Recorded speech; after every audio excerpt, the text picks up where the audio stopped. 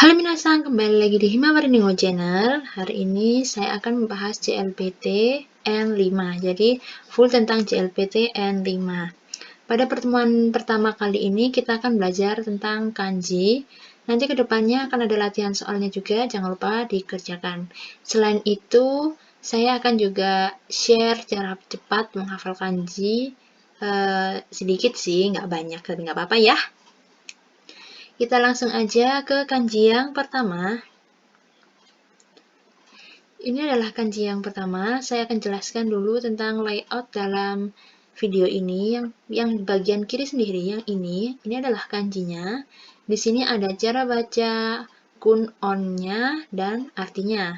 Selain itu, ditambah dengan jukugo atau idiom-idiom dari kanji tersebut. Oke, kita mulai ya. Ini adalah kalau dibaca kunyominya adalah saki, onyominya adalah sen, yang artinya adalah sebelumnya, tua, atau di depan. Di depan ini bermakna seperti sebelumnya ya, bukan di depan mai gitu, bukan. Jukugonya yang pertama adalah sensei, yang artinya guru. Nah, gimana sih cara ngafalin sensei ini biar minasang hafalnya agak lengket gitu ya. Jadi, kita lihat yang di sini, ini adalah kanji sen yang artinya sebelumnya, tua, ataupun di depan. Sedangkan se adalah kehidupan atau kelahiran. Jika dihubungkan antara kanji ini dan ini, berarti sesuatu yang lahir terlebih duluan atau yang lebih awal, yang lebih tua, itu adalah seorang guru. Gitu ya, cara mudahnya. Selanjutnya yang kedua ada sengetsu, di mana sengetsu ini artinya adalah bulan lalu. Yang di sini ada kanjinya seng atau kanji saki tadi, ya kan? Yang artinya sebelumnya, dan di sini ada kanjinya bulan. Di mana bulan sebelumnya kita bisa gunakan arti tersebut dengan bulan lalu. Oke? Yang ketiga ada osakini shitsurei shimasu. Ini adalah sebuah ungkapan ya. Ini bukan arti yang sebenarnya, melainkan ini ungkapan ketika kita bertamu dan ingin pamit. Jadi kayak mohon izin mau pulang duluan kayak gitu. Jadi tiap orang kan berbeda-beda. Cuman dalam bahasa Jepang, cara pengucapannya adalah osakini shitsurei shimasu. Kayak gitu ya, minasang. Yang kedua, ada kanji ikiru atau umaru dalam kun yominya, dan on yominya adalah sei atau sho ya. Ini yang tadi nih. Artinya adalah hidup ya, hidup nih. Atau ini juga bisa diartikan kelahiran kalau dia pakai yang kun yomi ini, umareru gitu. Jukugonya yang pertama ada seito yang artinya murid ya. Sei ini kan hidup, kelahiran. To sendiri adalah junior. Nah, berarti yang lahirnya sebagai junior itu adalah murid. Sedangkan yang lahir duluan itu adalah sebagai guru. Jadi menurut kanji seperti itu nih. Selanjutnya ada seikatsu ya, yang artinya hidup ataupun kehidupan. Sei di sini artinya hidup, sedangkan katsu juga artinya hidup. Nah, jadi prinsipnya kanji itu ya minasang ada dua, dimana yang pertama itu satu sama lain itu saling menjelaskan. Misalkan seperti seito ini, dimana artinya hidup dan junior, maka dia berarti murid, sedangkan yang ini artinya itu sama dan di hasil akhir artinya itu juga sama kayak gitu. Itu dua prinsip kanji, dan masih ada prinsip kanji yang lainnya nanti kita akan temukan di video-video yang lainnya ya. Yang ketiga ada tanjobi ya. Tan di sini sebenarnya menggunakan kanji ya, bukan tan seperti ini. Karena kanji tan tidak dikhususkan untuk N5, oleh karena itu saya gunakan aja dia hiragana. Oke. Tanjobi artinya ulang tahun ya. Nih, yang ini tadi artinya adalah hidup, dan hi ini atau bi ini adalah hari. Hari hidup atau hari kelahiran, berarti itu namanya adalah ulang tahun gitu ya minasang. Kita lanjut di kanji yang ketiga nih, yang kayak gini nih. Jadi kunjominya itu adalah manabu, ya ini manabu. Onjominya adalah gaku, yang artinya adalah belajar. Untuk mengingat-ingat kanji ini adalah kanjinya anak, ya, bagian dari kanjinya anak, nih kayak gini. Terus ini seperti otaknya ya, otaknya yang sedang bersinar-sinar kayak gitu, cara menghafalnya secara singkatnya gitu. Jadi ketika anak menggunakan otaknya secara bersinar, berarti dia sedang belajar, kayak gitu, biar minasang lebih mudah menghafalnya. Selanjutnya kita ke jukugo ya. Oke, yang pertama ada gakusei ya, yang artinya mahasiswa. Gaku tadi artinya belajar, sei artinya hidup, berarti hidupnya untuk belajar. Tapi dia berarti mahasiswa, agak nggak nyambung sih, berarti mahasiswa itu belajar terus, gitu aja ya, kita bikin lucu. Selanjutnya ada gakko ya. Gakko di sini ini belajar, yang di sini yang artinya sekolah. Jadi ini artinya tuh belajar, yang manabu atau gakko, dan ko-nya sendiri itu adalah sekolah. Jadi belajar sekolah. Jadi ya cocok banget dengan artinya yaitu sekolah. Kayak gitu ya. Oke, kita lanjut ke kanji yang keempat. Nih, kanji yang menurut saya adalah kanji yang termudah ya. Kunjominya adalah hito, onyominya adalah jin atau nin yang artinya orang. Gampang banget nih buat ngafalin kanji ini. Dimana kelihatannya ini adalah kakinya orang ya. Terus kita bisa kasih kepala di sini, terus kasih tangan. Berarti dia itu orang, dan orang lidi kalau katanya Upin Ipin sih gitu. Jadi ada sebuah lelucon, saya cerita sedikit ya. Sebuah lelucon di Jepang di mana jin dan manusia di Jepang, jin dan orang di Jepang itu sama gitu ya. Biar minasang tetap ingat. Coba deh dipikir itu kayak gimana leluconnya. Kita langsung ke jukugonya ya.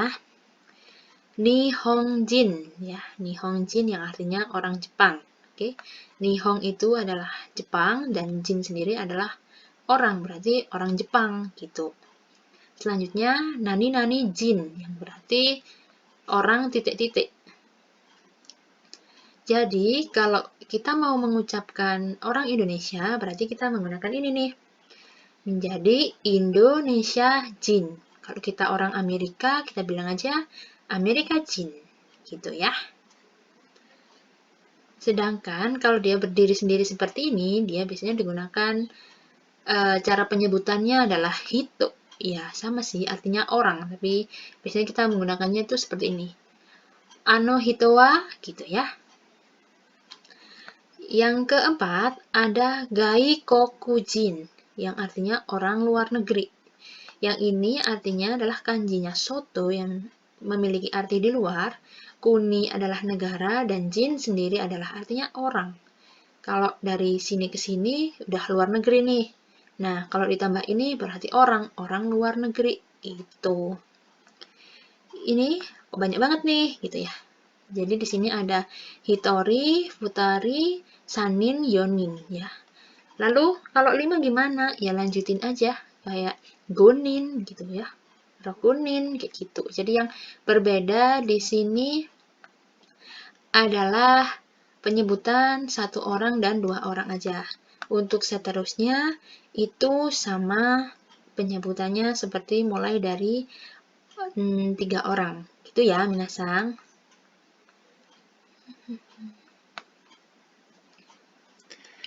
Kanji selanjutnya adalah kanji kuni, onyominya adalah koku, yang artinya negara ya. Negara itu kan ada batasnya kayak gitu. Dan ini adalah bagian dari kanjinya raja. Gitu, minasang. Coba deh dicek di kamusnya minasang nih. Jukugonya yang pertama itu ada gaikoku. Udah nih tadi ya gaikoku ya. Gaikoku itu luar negeri ya. Sedangkan ini ada juga kuni. Nah, artinya negara. Jadi biasanya okuni wa dechira desu ka gitu sih. Oh, kalau kita menanya-nanyain tentang negara asalnya di mana gitu. Nih, ada kanji yang keenam yang kunyominya dibaca dengan otoko, onyominya dan atau nan, yang artinya laki-laki. Ya. Di sini kita bisa lihat ada kanjinya sawah ya. Ini sawah tuh ada petak-petaknya gitu. Dan di sini ada kanjinya cikara, di mana cikara itu adalah tenaga. Jadi tenaga orang yang digunakan di sawah biasanya laki-laki. Jadi pada zaman dahulu tuh gitu ceritanya ya minasang. Oke, jukugo yang pertama adalah otoko no hito ya. Ini ada otoko no hito. Berarti dia tuh pria gitu ya. Laki-laki sama jin gitu. Berarti dia laki-laki mungkin yang udah orang dewasa ya kayak gitu ya. Selanjutnya ada otoko no ko yang artinya anak laki-laki. Nah, ko di sini kan kanjinya kayak gini nih, kayak yang tadi ya. Jadi ini anak dan ini juga laki-laki. Berarti dia anak laki-laki. Nggak mungkin lah artinya menyimpang dari kanji itu sendiri. Gitu minasang. Kita lanjut ke kanji yang ketujuh ya. Oke, yang ini adalah kanjinya onna, onjominya jo, nyo atau nyo. Ya. Yang sering digunakan yang saya tahu adalah jo. Artinya perempuan. Nah, kenapa dia perempuan ya? Gimana cara ngafalinnya ya? Kan gitu ya. Jadi ini terlihat seperti seseorang yang sedang duduk ya. Dan kakinya pasti rapi kayak gitu. Saya membayangkannya kayak gitu. Kita lanjut ke jukugonya. Yang pertama ada onna no hito ya.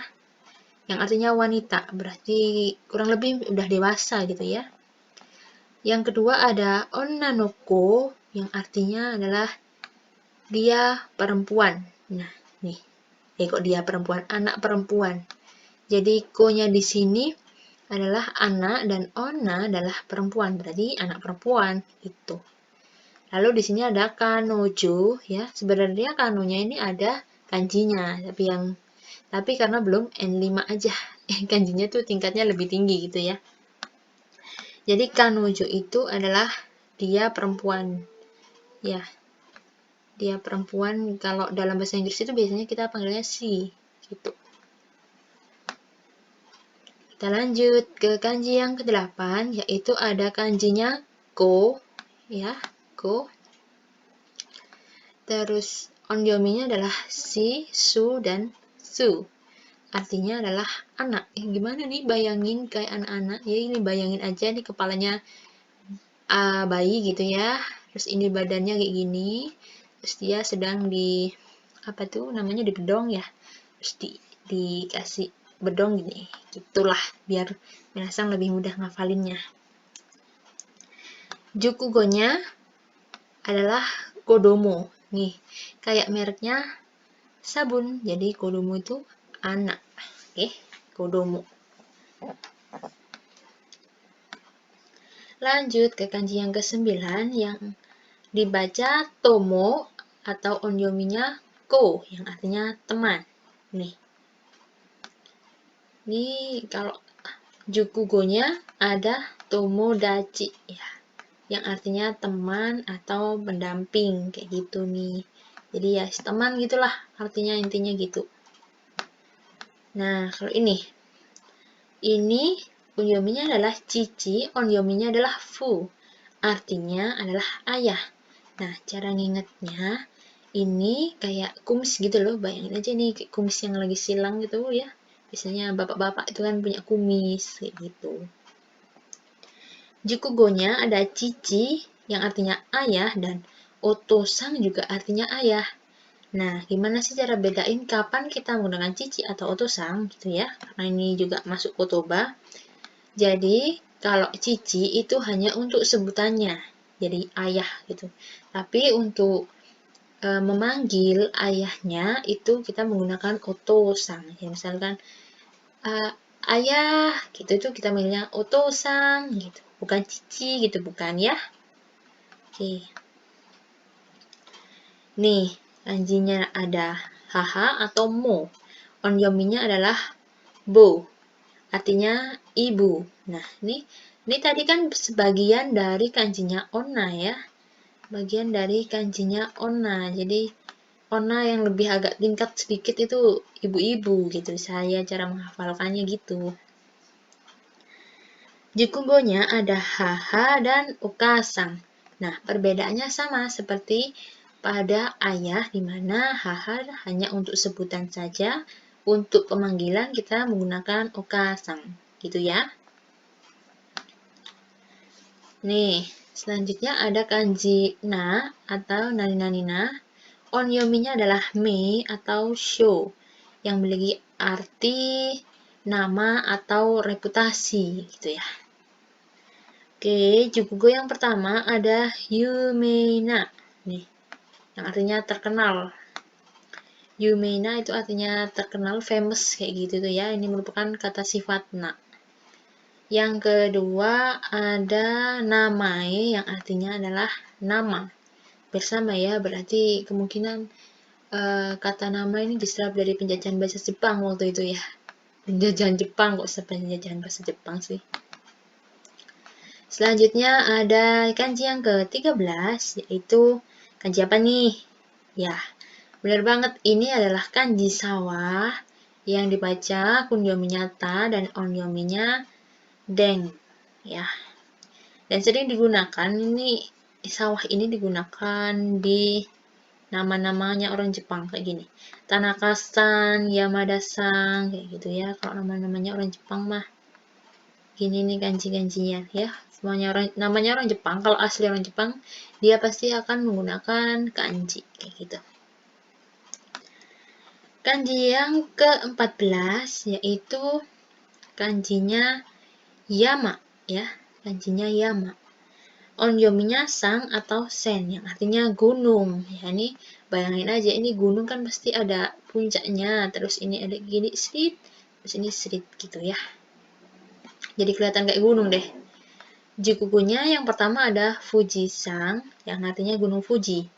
Fuji itu kan nama gunung ya di Jepang, dan sang itu adalah gunung. Kalau kita mau nyebutkan gunung Fuji berarti menggunakan Fuji-sang, bukan Fujiyama. Kalau kita mau ganti misalkan ya, di Indonesia yang paling gunung apa ya, Gunung Bromo misalkan, berarti Bromo-sang bukan Bromoyama gitu ya. Dan di sini kalau dia berdiri sendiri biasanya kita gunakan Yama yang artinya gunung kayak gitu. Jadi kalau mau tanya Konoyama wa namae wa nan desu ka, Konoyama namae wa nan desu ka, kayak gitu ya. Kita lanjut ke yang ke-15. Ini kunjomnya dibaca kataru dan kata rau. Kunjomnya go artinya adalah kata, ucapan, atau bahasa ya. Di sini ada kanjinya iu, di mana iu itu ngomong. Jadi berhubungan dengan ngomong kayak gitu ya di sini ya. Berhubungan dengan ngomong, ini juga ada mulutnya, ini juga ada angka 5 ya, kanjinya angka 5. Jadi ngomong yang lebih dari angka 5, jadi ngomong gitulah intinya. Jukugonya ada Nihongo yang artinya bahasa Jepang. Nihong tadi kan Jepang, sedangkan go adalah bahasa atau ucapan atau kata gitu. Karena Nihongo berarti dia artinya bahasa Jepang. Selanjutnya ada ego artinya bahasa Inggris. Kalau Indonesia apa? Jadi kalau Indonesia itu namanya jadi Indonesia Go. Gitu ya. Kita lanjut ke kanji yang terakhir ya. Ini adalah kanji moto. Onyominya adalah hong. Artinya adalah buku, sekarang, utama, asal, hitungan untuk hal-hal silinder panjang. Terus gimana cara beda-bedainnya? Nanti dia akan digunakan di kalimat yang seperti apa, dan dia akan dipasangkan dengan kanji yang seperti apa. Gitu cara bedainnya. Kalau jukugonya yang pertama ada hong yang artinya buku ya. Ini kayak kan buku tuh dari kertas gitu ya. Buku tuh dari kertas juga dari pohon. Jadi kalau kanjinya pohon itu nggak ada garis yang ini. Nah, kalau dia udah jadi buku berarti sudah melalui tahapan-tahapan ya. Yang ada kayak gininya, kayak gitu. Selanjutnya Nihon yang artinya Jepang ya. Nggak tahu kenapa kok Jepang pakai kanji ini ya, saya juga nggak tahu. Terus nani hong yaitu hitungan untuk hal-hal silinder panjang, jadi disamain sama bentuknya pohon ya. Silinder panjang seperti pensil, pulpen kayak gitu itu pakai nani hong ini ya. Hitungan di dalam bahasa Jepang itu banyak banget. Salah satunya adalah ini ya. Kayak bahasa Indonesia itu nggak sebanyak bahasa Jawa ya, karena saya tanya bahasa Jawa. Mungkin yang nonton ini dari suku-suku lain, barangkali ada yang bisa mendeskripsikan ini kayak gimana gitu ya. Oke ya, minasang, kanjinya sudah habis. Silahkan minasang latihan pada video saya yang berikutnya. Itu adalah video yang bersangkutan dengan kanji-kanji ini. Dengan begitu, minasang bisa mengasah kemampuannya minasang sendiri. Oke? Saya akhiri. Arigatou gozaimasu.